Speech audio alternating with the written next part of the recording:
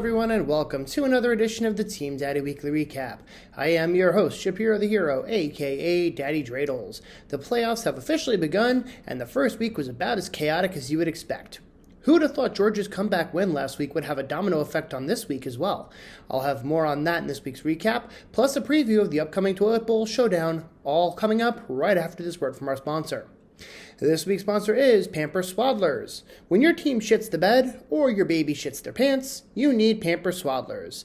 Designed with your baby's motion in mind, Pampers Swaddlers wraps them up in comfort and keeps leaks from spilling out. For a diaper with total comfort and control, get Pampers Swaddlers. We begin this week's recap with a look at our top seed, Zach, taking on the number 8 seed, Big John. This one went just about as predicted as Zach dominated Big John 198.7 to 111.3. Lamar Jackson led the way for Zach with 52 points, and Zach also got 35.8 points from James Conner en route to having the highest scoring team of the week. On the other sideline, Big John was led by Rico Dowdle with 19.9 points, but just could not get much offense this week. Big John is now eliminated from the playoffs after a miracle had him in last week, while Zach will move on to the Team Daddy semifinals. Zach's opponent in the semis will be George, who gets there by way of a 134.15 to 104.1 win over Josh. Leading the way for George was Joe Burrow with 24.55 points, and George also got 18.4 points from Jamar Chase. Meanwhile, Josh was led by Justin Jefferson with 20.3 points on Monday night, but suffered some tough luck with Alec Pierce and Nick Chubb leaving their respective games early due to injury. After a 6-2 start to the season, Josh loses 4 straight and bounces out of the playoffs in the quarterfinals. Meanwhile, George and Zach will play next week in the semis. Turning now to the other side of the winner's bracket, we had another Monday Night Miracle on our hands as Brett came back from 16.5 points down to upset Swans 186.3 to 182. Jared Goff led the scoring for Brett with 65 points, earning Brett $10 for having the week's highest scoring player. Brett also got 28.4 points from Jahmyr Gibbs, who will be seeing a large increase in playing time with David Montgomery out for the season, but I digress. For Swans, it was Josh Allen leading the scoring with 51.9 points, but it was the late substitution of Darnell Mooney for James Cook that cost Swans the victory. Now, in the Open, I mentioned that George's victory over me last week had a domino effect on this week's games as well. Well, if I had held on and beaten George, Swans would have kicked my ass this week and our mentee would be going home, but we'll look at that matchup in just a moment. For now, it's Brett moving on to play our mentee in the semifinals, while our defending champ is heading home after a first-round upset.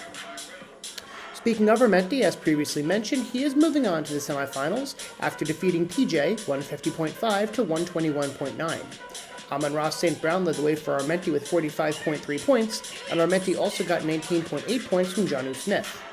On the other sideline, PJ was led by Devontae Adams with 51.8 points, but found himself behind the sticks early with Brock Purdy dropping a dud on Thursday night. Now, again, had George not come back and beat me last week, PJ would be out regardless, but our mentee would have been eliminated as well, as he would have played Brett in the quarterfinals and lost.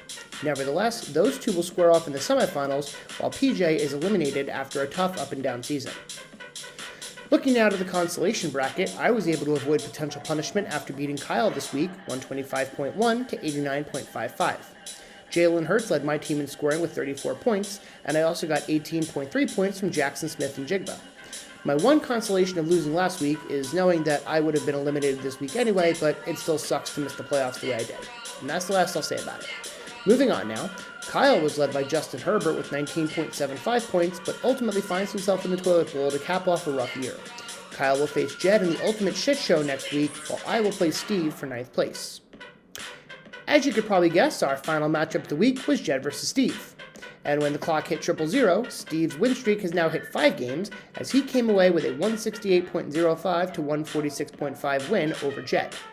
Ryan Thomas led the way for Steve with 37.5 points, and Steve also got 27.2 points from Tyjae Spears. For Jed, it was Mike Evans leading the scoring with 45.9 points, but the bottom has officially come out of Jed's team. He has now lost 6 in a row and will try to avoid 7 when he takes on Kyle in the Toilet Bowl next week. Meanwhile, Steve will go for his 6th win in a row when he and I face off in the 9th place game. Looking now at the brackets as they stand, our Team Daddy semifinals will feature Zach versus George and Brett versus her mentee. And for the Toilet Bowl, we will have Kyle taking on Jed. Don't forget that weekly winners still go on through the end of the season, so even if your games are meaningless, set a good lineup to try to win some extra money along the way.